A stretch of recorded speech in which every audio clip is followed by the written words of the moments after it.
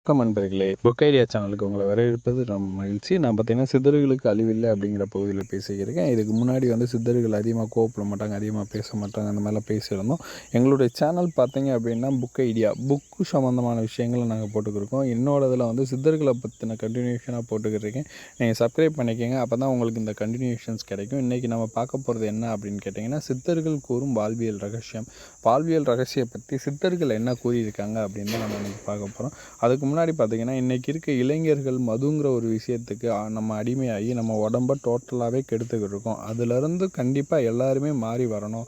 இது ஒரு இது சொல்லணும் அப்படின்னா, நம்மளுடைய பைக்கோ இல்லை காரோ, அந்த வண்டி பெட்ரோல்னால் பெட்ரோல் மட்டும்தான் போடணும். அதில் டீசல் போட்டாலோ இல்லை டீசலில் இருக்க பெட்ரோலை போட்டாலோ எப்படி அந்த வண்டி கெட்டுப்போம், இல்லை அதில் மண்ணெண்ணெய் ஊற்றி வண்டி ஓட்டினா என்ன ஆகும்? அது மாதிரி தாங்க நம்ம உடம்புமே. நம்ம உடம்பு பச்சை தண்ணி, சுடு தண்ணி இந்த மாதிரி விஷயங்கள்ஸ் குடிக்கலாம் அப்படின்னு தான் சொல்லியிருக்காங்க. இதில் அமிலத்தன்மை உள்ள மதுவை குடித்தனால நம்ம உடம்புல இருக்க பாட்டு புறாமே ஆட்டோமேட்டிக்காக பிரச்சனையை உண்டு பண்ணி நம்மளுடைய இறப்பை நம்மளே சீக்கிரம் தேடிக்கிற மாதிரி தான் இருக்குது. இன்ற இளைஞர்கள் தன்னுடைய இறப்பை தானே சீக்கிரம் தேடிக்கிறாங்க. இது மாதிரி இல்லாமல் அதிகமாக இன்றைக்கி கோவப்படுறாங்க. ரொம்ப ரவுடிஷம் தான் எல்லாமே சரி அப்படின்னு நினைக்கிறாங்க. இதிலெல்லாம் நீங்கள் மாறணும். நம்மளுடைய வாழ்வியல் முறைங்கிறதே வேறு. நம்மளுடைய வாழ்வியல் முறையே இன்றைக்கி மாறிக்கிட்டு இருக்குது. அந்த வாழ்வியல் முறையிலேருந்து நம்ம மாறணும். அதில் சித்தர்கள் என்னென்ன சொல்லியிருக்காங்க அப்படிங்கிறதெல்லாம் பார்க்கலாம். இப்போ பார்த்தீங்கன்னா, நம்ம படுக்கையிலேருந்து எந்திரிக்கணும் அப்படின்னா, ஆணாக இருந்தால் வலது கால் பெருவிரலை பூமியில் அழுத்தி எழணுமா. அதே மாதிரி பெண்கள் இடது கால் பெருவிரலை கீழே அழுத்தி எழணுமா. இப்படி எழும்போது நமக்கு நரம்புகள் சரியாக செயல்பட்டு நமக்கு அந்த ப்ளட் ப்ரெஷர் சீராக இருக்கும் அப்படின்னு சொல்லியிருக்காங்க. அதே மாதிரி நம்ம விருப்பம் இருந்துச்சுன்னா டெய்லியும் காலையில் பூமாதேவிக்கு நம்ம நன்றி சொல்லலாம். ஏன்னா காலையில் நம்ம நைட்டு தூங்குகிறோம், காலையில் எந்திரிப்போமானே தெரியாது. நம்ம சந்தோஷமாக எந்திரிக்கிறோம் அப்படின்னா காலையில் நம்ம பூமாதேவிக்கு நன்றி சொல்லலாம்னு சொல்லிடுறாங்க. அதே மாதிரி பார்த்திங்கன்னா, முக்கியமானது காலையில் எழுந்தவுடன் நம்ம கைகளை உரசி கண்களை உற்றிக்கொள்ள வேண்டும். இதுக்கு எது காரணம்னா, நம்ம கண்கள் எப்பயுமே ஒரு என்ட்ரன்ஸ் பகுதியாக, நம்ம பகுதி பெரிய ஒரு நெருப்பு குழம்பு உள்ள ஒரு இதாக சொல்கிறாங்க. இதுக்கு காரணம் என்னன்னு கேட்டிங்கன்னா, நம்ம கண்கள் தான் நம்ம உடம்பை கண்ட்ரோலில் வச்சுருக்கான். கண்கள் மனதின் வாசல்னு நம்ம சொல்கிறாங்க. எண்ணங்கள் கண்கள் வழியாக தான் வெளிப்படுமா. கண்கள் நெருப்பு தரும் சக்தி உடையது. இதனைத்தான் எரிச்சல் அப்படியே நம்ம கண்கள் அடிக்கிறதுல அந்த எரிச்சல், அதான் கண் திருஷ்டி அப்படின்னு சொல்கிறாங்களா, அதுதான் அந்த இதுக்கு ரீசன் சொல்கிறாங்க. நம்ம எப்பயுமே சாப்பிடும்போது நம்மளுடைய கண்கள் உணவை சரியாக பார்த்து சாப்பிட சொல்கிறாங்க. ஏன்னு கேட்டிங்கன்னா, நம்ம கண்கள் உணவை சரியாக பார்த்து சாப்பிடும்போது அந்த சாப்பிடும்போதே நம்மளுடைய அந்த செரிமான சக்தியை கண் உண்டு பண்ணி விடுமா. நம்ம சாப்பிடும்போது டிவியோ இல்லை செல்ஃபோனோ பார்த்து சாப்பிட்டுக்கிட்டு இருக்கோம் அப்படின்னா, நம்மளுடைய அந்த செரிமான உறுப்பை அது சரியான இதை சக்தியை உண்டு பண்ணாதான். அதனால் நமக்கு செரிமான கோளாறுகள் ஏற்படும் அப்படின்னு சொல்கிறாங்க. அதே மாதிரி பார்த்திங்கன்னா, இதுக்கு ஒரு நிகழ்ச்சியும் சொல்லியிருக்காங்க. நம்மளுடைய மகாபாரதத்தில் என்னென்னா, துரியோதனன் போருக்கு போகிறதுக்கு முன்னாடி தன் தாய் ஆசி பெற போயிருக்காப்புல. அப்போ ஆசி பெற போகிறப்ப எப்பயுமே அவங்க அம்மா கண்ணை கட்டி தான் இருந்திருப்பாங்களாம். கண்ணை கட்டி இருக்கும்போது ஆசீர்வாதம் வாங்க போது, நீ காலையில் எழுந்தவுடன் குளிச்சுட்டு நிர்வாணமாக என்னை பாரு அப்படின்னு சொல்லியிருந்திருக்காங்க. அதே மாதிரி துரியோதனும் போயிருக்காப்புல. போனதுமே காலையில் அவங்க கண்ணை அவுத்து பார்த்துருக்காங்க. பார்த்துட்டு நீ போருக்கு போயிட்டு வான்னு சொல்லிட்டு அதே மாதிரி அவங்க போயிருக்காங்க.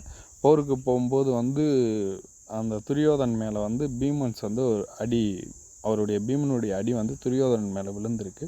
துரியோதன் மேலே விழுந்தப்போ அந்த சவுண்டு பித்தளை குளத்தில் அடித்தா எப்படி சவுண்டு வருமோ அந்த மாதிரி சவுண்டு வந்திருக்கு. அப்போ பீமனுக்கு என்ன வித்தியாசமாக உடம்பு இருக்குது அப்படிங்கிற ஒரு டவுட் வந்திருக்கு. அப்போ பீமன் கிருஷ்ணன்கிட்ட கேட்குறாரு, என்ன நடந்துச்சு, என்ன இது, ஏன் உடம்புல இந்த சவுண்டு வருது அப்படின்னு கேட்டிருக்காங்க. அப்போ தான் அவர் கிருஷ்ணன் சொல்லியிருக்காரு, இந்த மாதிரி அவங்க அம்மா பார்த்து அவங்களுடைய நெருப்பு குழம்பு மூலியமாக இவங்க உடம்பை அந்த இது பண்ணி வச்சுருக்காங்க அப்படின்னு சொல்லியிருக்காங்க. அதான் அந்த நம்மளுடைய பார்வைக்கு அவ்வளோ சக்தி இருக்குங்கிறத மகாபாரதத்திலே சொல்லியிருக்காங்க. அதனால் நம்ம சாப்பிடும்போது, நம்ம உணவு உண்ணும்போதும் எப்பயுமே கண் பார்த்து சாப்பிட சொல்கிறாங்க. அதேமாதிரி நம்ம கோயிலில் பிரசாதம் வாங்கினமே கண் முன்னாடி ஒத்தி தான் சாப்பிடுவோம். நம்ம கண் முன்னாடி ஒத்தி சாப்பிடும்போது கண்ணுக்கு அதை கரெக்டாக காட்டிடுறோம் அப்படிங்கிறதான் சொல்கிறாங்க. இதை நம்ம வீட்லேயும் செய்யணும் அப்படிங்கிறதான் சித்தர்கள் கூறுறது. அதே மாதிரி சித்தர்கள் நமக்கு என்ன சொல்லியிருக்காங்கன்னா, மலை ஜலம் நம்ம கழிக்கக்கூடியதை சரியாக இது பண்ணணும். காலையில் வந்து எப்பயுமே நம்ம மலஜலங்களை சரியாக கழிச்சா தான் நம்ம உடம்பு வந்து எந்திரிச்சோடனே காலை கடனை சரியாக முடிக்கணும். காலை கடனை சரியாக முடித்தாலே நம்ம உடம்பு வந்து நல்லாயிருக்கும். அதே மாதிரி மலஜலம் கழிச்சதுமே நம்ம உடம்புல இருக்க ஹீட் வெளியில் போகிறதுக்கு நம்ம குளிக்க சொல்கிறாங்க. அதே மாதிரி சிறு தூரம் வந்து நடைப்பயிற்சி செய்ய சொல்கிறாங்க. இந்த மாதிரி விஷயங்கள்லாம் நம்ம செஞ்சோன்னா கொஞ்சம் சீராக இருக்கும் அப்படிங்கிறது தான் வந்து சித்தர்கள் கூறுறாங்க. நம்ம காலையில் குளிக்கிறதுனால பார்த்திங்க அப்படின்னா ஹீட்டை வந்து சமநிலைப்படுத்துது. இந்த ஹீட்டை சமநிலைப்படுத்துறதுனால நமக்கு சரியான டயத்தில் வந்து பசி எடுக்க வைக்கிறது. நம்ம சாப்பிட்றத வந்து என்ன சொல்லியிருக்காங்க அப்படின்னா, ஒரு நாளைக்கு 2 முறை சாப்பிடணும். 2 முறை சாப்பிட்டாலே நம்ம உடம்பு வந்து சரியாக இருக்கும். ஏன்னா நம்ம செரிமானத்துக்கு சரியான டைம் கொடுக்குறதுக்கு 2 முறை சாப்பிடும்போது நமக்கு சரியாக இருக்கும் அப்படின்னு சொல்லியிருக்காங்க. அதே மாதிரி பார்த்திங்க அப்படின்னா நம்மளுடைய அந்த வெப்பநிலை சரியாக இருக்கனால நமக்கு செரிமானமும் சரியாக வரும், பசியும் சரியாக வரும். அப்போ நம்ம உடம்பு சரியாக இருக்கும். அதே மாதிரி நம்மளுடைய அந்த காலை கடனும் சரியான முறையில் நம்ம இருக்கணும். ஒரு நாளைக்கு 6 முறை, குறைந்தது 6 முறை வந்து நம்மளுடைய யூரினை வந்து இதை கழிக்கணும்னு சொல்கிறாங்க. அதே மாதிரி மலம் வந்து 2 முறை கழிக்கணும்னு சொல்கிறாங்க. 2, 6, 3 முறை வந்து கழிக்கும்போது நமக்கு உடம்பு வந்து நல்லா இருக்கும்னு சொல்கிறாங்க.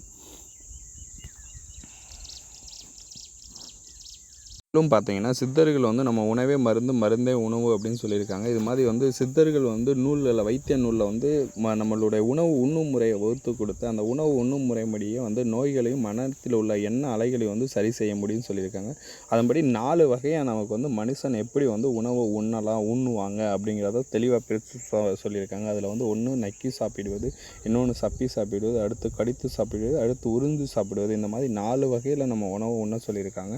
இந்த மாதிரி உணவு உண்ணும்போது உணவுகளை எடுத்துக்கொள்ளும் முன் வந்து நம்ம கை கால்களை வந்து நல்லா கழுவணும், நம்ம சுத்தம் செய்யணும். நல்லா சுத்தம் செஞ்சுட்டு அதுக்கப்புறம் வந்து நம்ம சாப்பிடணும். ஏன் அப்படின்னு கேட்டிங்கன்னா நம்ம கையில் உள்ள கிருமிகள் அது வந்து சயின்ஸ் ரீதியாகவே சொல்லலாம். நம்ம சுத்தம் செய்து சாப்பிட்றது எப்பயுமே நமக்கு நல்லது. இது மட்டும் காரணம் இல்லை. பார்த்திங்க அப்படின்னா நம்ம கைகளில் வந்து நம்ம வயிற்றுக்குள்ளே இருக்கப்போ, தாய் வயிற்றுக்குள்ளே இருக்கப்போ வந்து நம்ம கையை மடக்கி வச்சுருப்போம். அப்போ தான் நமக்கு ரேகை உண்டாகுன்னு சொல்லி ஜோதிட விஷயங்கள்லாம் சொல்லுது. அது மட்டும் காரணம் இல்லை. நம்ம உடம்புல உள்ள அந்த இது வந்து வயிறு பகுதியை சார்ந்தது நம்ம உள்ளங்கை. அதனால் நம்ம சாப்பிடக்கூடிய உணவு வந்து கைகளால் எடுத்து சாப்பிட்றப்ப நமக்கு வந்து செரிமானம் வந்து சரியாகும். நம்ம ஸ்பூன்லேயோ இல்லை வந்து வேறு எதுலேயும் எடுத்து சாப்பிட்டோம் அப்படின்னா நமக்கான செரிமான சக்தியை வந்து சரியாக உண்டு பண்ணாது அப்படிங்கிறதையும் தெளிவாக சொல்லியிருக்காங்க.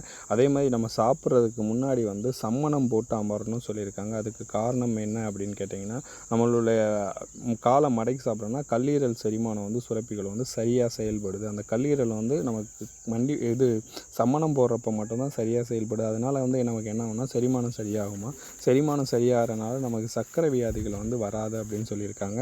இது வந்து பார்த்திங்க அப்படின்னா நமக்கு வயிற்று பிரச்சனையை வந்து சரி செய்கிறதுக்கு வந்து ரோகருமே இந்த மாதிரி உள்ளங்கையில் வந்து தான் தேன் ஊற்றி அதில் வந்து மருத்துவம் கொடுத்துருக்காங்க. போகர் வந்து மருத்துவத்தன்மை கொடுத்தப்ப போகரும் யோகன் வந்து இந்த மாதிரி உள்ளங்கையில் தான் தேனில் தான் மருந்து கலந்து கொடுத்துருக்காங்க. அப்போ வந்து வயிற்று நோயை வந்து ரொம்ப சரி செய்கிறதுக்கு சிறந்த மருத்துவர்கள் வந்து அவங்க செயல்பட்டுருக்காங்க. அது மாதிரி தாங்க நம்ம உடம்பு வந்து நம்ம சரியாக பேணி பார்த்தோம் அப்படின்னாலே நம்மளுடைய உடம்பு நல்லா இருந்தாலே நம்மளுடைய மன அலைகள் வந்து சரியாயிடும். நம்ம மன அலைகள் சரியானாலே நமக்கு இருக்கக்கூடிய பிரச்சனைகள் எல்லாமே தீர்ந்துருங்க. பிரச்சனைங்கிறது நம்ம மன அழுத்தம், மன நிம்மதி இல்லாதான் நமக்கு வந்து பெரிய பிரச்சனையாகவே இருக்குது.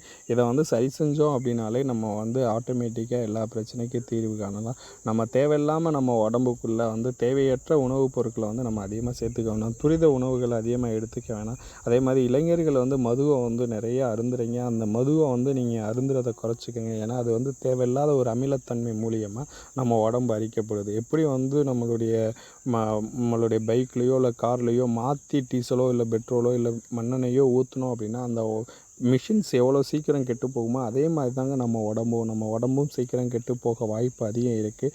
அதனால் தயவு செஞ்சு நம்ம உடம்பை ரொம்ப ரொம்ப ரொம்ப பேணி காப்போம். பேணி காப்புற மூலியமாக நம்ம இருக்க பிரச்சனைகள் அனைத்தையும் தீர்வு காணலாங்கிறத வந்து சித்தர்கள் கூறியிருக்காங்க. எனவே நம்ம வந்து அதுக்கேற்ற மாதிரி நம்ம செயல்படுவோம்னு சொல்லி விடைபெறுகிறேன். நன்றி, வணக்கம் நண்பர்களே.